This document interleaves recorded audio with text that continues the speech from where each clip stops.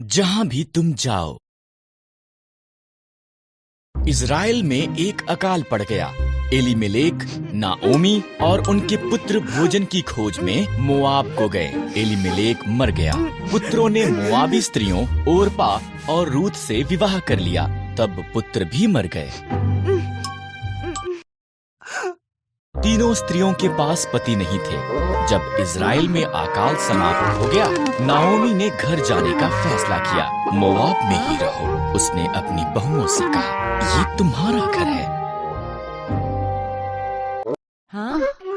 ओरपा वहीं रही, पर रूथ ने कहा, जहाँ भी आप जाओ मैं जाऊंगी।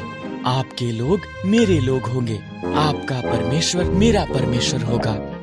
रूथ और नाओमी इकट्ठे वापस इज़राइल को गईं। ये इज़राइल में फसल के कटने का समय था। नाओमी ने रूथ से कहा कि वो जाकर खेत में काटने वालों के पीछे फसल को बीन ले। खेत एलीमेलेक के संबंधी बोअज का था।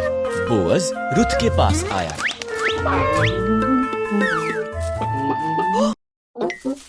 तुम नाओमी के साथ बहुत अच्छी रही हो, बोअज ने कहा।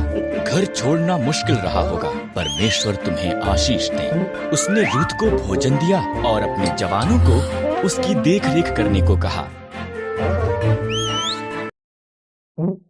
रूथ ने नाओमी को बताया कि क्या हुआ था। नाओमी मुस्कुराई। जब कोई मरता है, उसका निकट संबंधी उसके परिवार की देखभाल करता है। वो व्यक्ति उनका निकटतम छुटकारा देने वाला संबंधी है। बोअज हमारा निकटतम संबंधी है। उसके निकट ही रहना।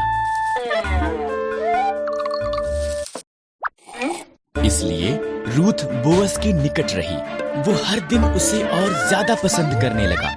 बोअज ने एलीमेलेक की जमीन खरीदी और नाओमी और रूथ की देखभाल की।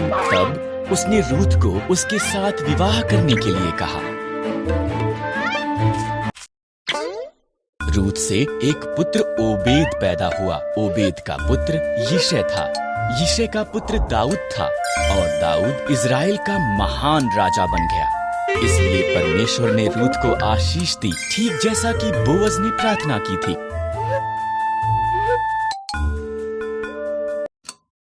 आशीष दी, ठीक जैसा कि बोअज ने प्रार्थना की थी।